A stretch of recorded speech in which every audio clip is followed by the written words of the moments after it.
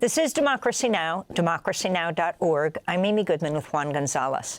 FEMA is suspending over 24 staff members who are among those who signed a letter criticizing the Trump administration for gutting FEMA's ability to handle natural disasters. The letter came just days before this 20th anniversary of Hurricane Katrina, which devastated New Orleans and what was one of the costliest, deadliest hurricanes in U.S. history. More than 180 current and former FEMA workers signed the letter titled the Katrina Declaration. As the letter notes, the current acting FEMA head, David Richardson, has no experience managing natural disasters. He made headlines in June for reportedly telling FEMA staff during a briefing he didn't know the U.S. has a hurricane season. Richardson was also nowhere to be found after the deadly flash flood in Texas in July.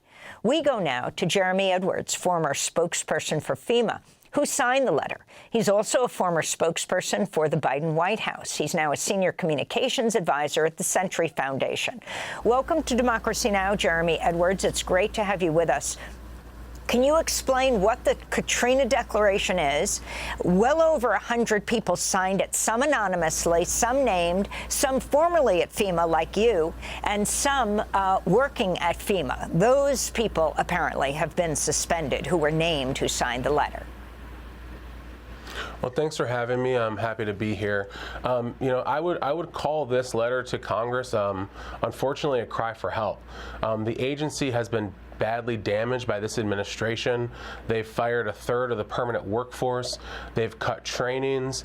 They've installed a person at the top of the agency, as you pointed out in your opening, has no experience.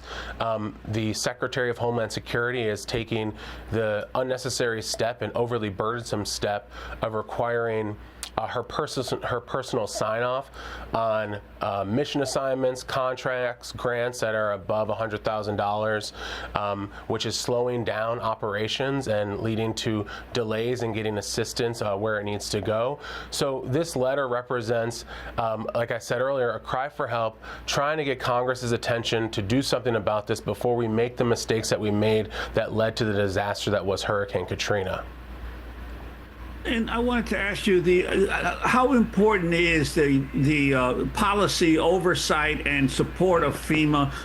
We have not only the example of what happened 20 years ago with Hurricane Katrina, but even closer to President Trump, we have what happened in FEMA's response to Hurricane Maria when he was president in 2017. The president famously going down to Puerto Rico and throwing paper towels at the victims of Hurricane Maria. Talk about how important it is to have that White House support for this agency. You know, it's absolutely critical. We've seen what happens when there are people in charge who don't take the agency's mission seriously. We saw that in Katrina. As you pointed out during the response to Hurricane Maria, we saw that as well. And unfortunately, we saw that most recently in the federal government's response to what happened in Texas. You remember that during the Texas disaster, the Texas floods there, because of Secretary Kristi Noem's overly burdensome requirement to personally sign off on contracts that are over $100,000, there was a delay in getting urban search and rescue teams to the area. Now, typically, it would take about 6 hours to move those people where they need to go, but because of her actions to personally sign off on these types of mission assignments, they didn't arrive until 72 hours late. Now, the administration will contend that, well, actually, they got there in 24 hours. But again, when you're dealing with these types of movements and these types of operations, every second counts. So every minute, every hour that you are running late to get there is an hour that you could have been in the water helping to find survivors. And could you talk about the response to this letter and the attempts to silence FEMA employees? Yeah, unfortunately, these responses are not surprising. We saw the same thing when brave people over at EPA stood up to the moves being made by this administration to silence them, putting people on administrative leave. Unfortunately, many of my colleagues, many of my brave colleagues from FEMA have also been placed on administrative leave. I just want to say thank you to them for standing up, knowing that this type of thing could have happened. And I think another thing I want to point out to your listeners and to your viewers is how this represents the opposite of government efficiency that this administration claims is trying to take. You know, at EPA, they put those people on administrative leave. That means they're still getting paid by the federal government. And then they delayed that administrative leave for they extended that administrative leave 3 separate times. Again, at FEMA, we're seeing the same exact thing. They've placed these workers on administrative leave, which means they're still going to continue to be paid, but not be able to do the work that they're supposed to be doing on behalf of the American people.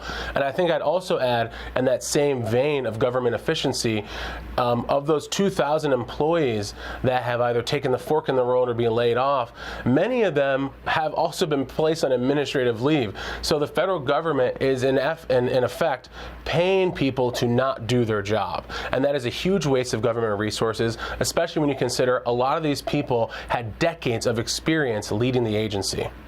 You know, we saw the same thing happen when EPA employees signed a letter and they were put on leave. Jeremy Edwards, before we end, I wanted to ask you about the climate deniers within the administration. This, after all, is FEMA, the Federal Emergency Management Agency that deals with natural disasters that are not necessarily natural, but actually man-made when it comes to issues like climate change. Yeah, I think what I would say is that it doesn't really matter whether or not you want to believe in climate change or think that it is real. The effects are happening. We are seeing more intense disasters. They're happening more frequently, and this administration can choose to bury its head in the sand, but that will not stop the devastation and catastrophic events from happening. You know, the one thing I will add is that this administration has basically put a pause on programs like building resilient infrastructure in communities, that is mitigation funding.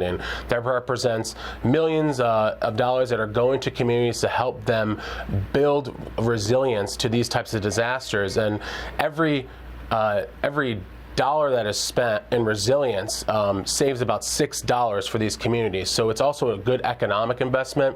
Also concerning is that the president has stopped authorizing the use of hazard mitigation grant program funding. This was funding that was given to communities who had just experienced disasters that allowed them to use a percentage of those funds to build resilience. So again, I don't really care. It doesn't really matter whether or not you believe in climate change. We can all agree that these storms are happening more frequently. The effects are becoming more severe. And whatever you want to call it, it's happening, and we need to acknowledge it and help these communities prepare. And now you have FEMA being used, preparing to send $608 million to states to construct immigrant jails as part of the push to expand capacity for detainees. We just have 10 seconds, but FEMA's role in this, Jeremy?